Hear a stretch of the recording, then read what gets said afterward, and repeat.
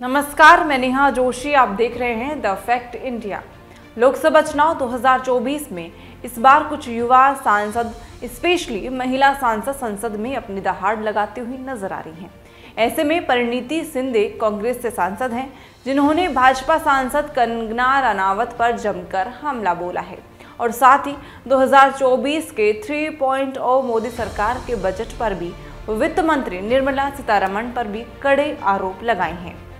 परिणीति शिंदे ने कंगना रनौत के लिए कहा कि कुछ महानुभूतियों के अनुसार तो 2014 के बाद में देश आजाद हुआ है।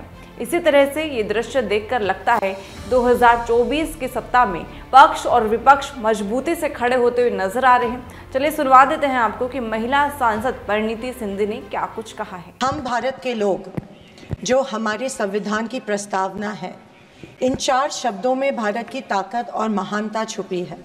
न कोई जात, न धर्म, न भाषा, न पहराव, सिर्फ हम भारत के लोग। इसी में ही हमारी पहचान है और इसी में हमारी गरिमा बसी हुई है। पर पिछले कुछ सालों में इस पहचान को, इसी ताकत को धर्म की राजनीति से कमज़ोर बनाया गया है। आज 2024 के बजट पर बात करने के लिए आपने मुझे मौका दिया। मैं थोड़ा आपको इतिहास में ले जाना चाहती हूँ। हम सब जानते हैं और पूरा विश्व ये मानता है कि कुछ शतकों पहले भारत सोने की चिड़िया थी।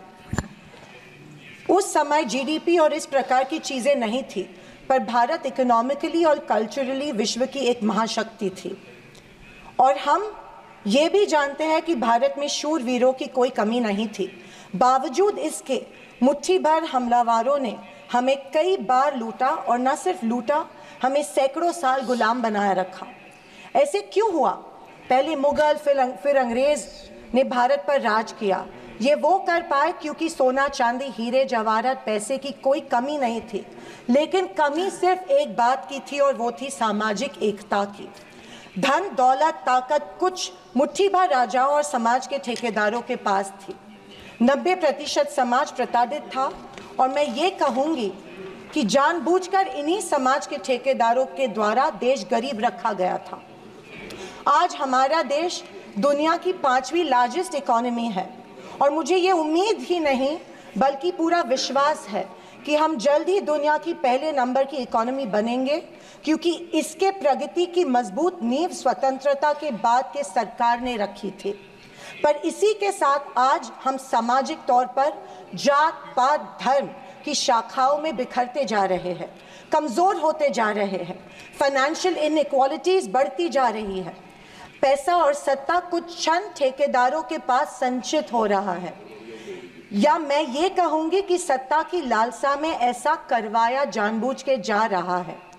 मेरी ये सब बातें कहने का तात्पर्य यही है कि समाज की प्रगति सिर्फ मजबूत इकोनॉमी से ही नहीं, समाज की एकता में है और हमें इतिहास में हुई गलतियों को दोहराने से बचना चाहिए। बीजेपी पिछले 1 दशक से सत्ता में है, पर इनके मुताबिक आज भी हिंदू खतरे में है। क्या ये हकीकत है या फिर बीजेपी हिंदुओं को इस डर में रखकर अपनी राजनीति चमका रही है? आप बताएं, जो संस्कृति हजारों साल गुलामी के जंजीर में जकड़ी पड़ी है, रहने के बावजूद जिंदा है, जिंदा ही नहीं सारे विश्व में अपना डंका बजा रही है, वो खतरे में कैसे आ सकती है? पर फिर सोचने पर मुझे महसूस होता है कि बीजेपी और उनकी नीतियां की वजह से हिंदू खतरे में है। एक नदी के बहाव की तरह बहती चली आ रही हमारी हिंदू संस्कृति है। सामने आने वाले हर कट्टरता के पहाड़ों को काटते हुए, हर पत्थर के सेंध लगाते हुए वो बह रही है। उसके बहाव को ना कोई तलवार काट सकती है, ना ही कोई पहाड़ रोक सकता है। पर आज दुर्भाग्यवश उसी नदी के बहाव रोककर कट्टरता में ढालने की कोशिश की जा रही है और मैं समझती हूँ कि यही भारतीय संस्कृति के पतन का कारण बन सकता है। अध्यक्ष महोदय, डॉक्टर बाबा साहेब अम्बेडकर ने बनाए गए संविधान के बदौलत पिछड़े और दलित वर्ग को आरक्षण के जरिए समाज में स्थान और सम्मान मिला, पर आज वह आरक्षण भी इनके नजरों में खटक रहा है। इसीलिए सभी सरकारी और निम्न सरकारी कंपनीज का प्राइवेटाइजेशन करके इनडायरेक्टली आरक्षण खत्म करने का षड्यंत्र बीजेपी कर रही है।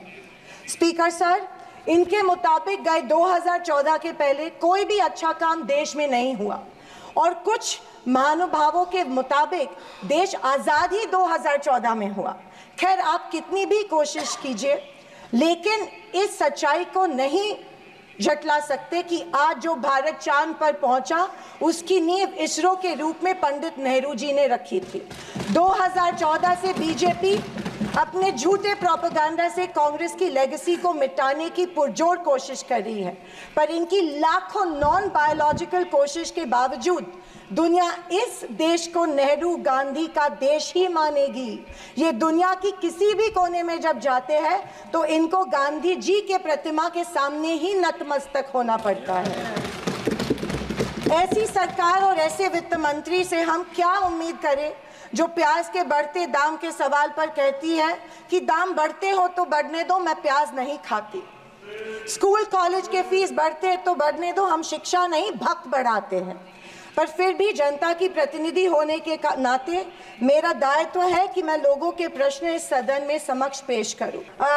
अंत में मैं यही कहना चाहती हूं कि बीजेपी विपक्ष की अवहेलना कर रही है कि हमें इतनी सीट्स मिली, जनता ने अस्वीकार किया, पर आपके 400 पार का क्या हुआ? पर मैं उनसे कहना चाहूंगी कि हम स्वीकार करते हैं कि सरकार बनाने के लिए पर्याप्त सीट्स नहीं जीत पाए। हाँ, हम हमारी बातें जनता को बेहतर तरीके से शायद नहीं समझा पाए, लेकिन ये भी कहना चाहूंगी कि हार गए तो क्या हुआ, झोला उठा के चल नहीं देंगे, यही डटे रहेंगे। एक मजबूत विपक्ष के रूप में भारत की जनता की आवाज बुलंद करते रहेंगे, सिर्फ और सिर्फ इस देश के लिए और इस देश के जनता के लिए। और आखिरी कुछ शब्द कह के मैं समाप्त करना चाहूंगी कि सत्ता की लालच में न फैलाओ समाज में ध्रुवीकरण का रोग। सत्ता की लालच में न फैलाओ समाज में ध्रुवीकरण का रोग, आपकी हस्ती मिटा देंगे हम भारत के लोग। जय हिंद, धन्यवाद, जय महाराष्ट्र।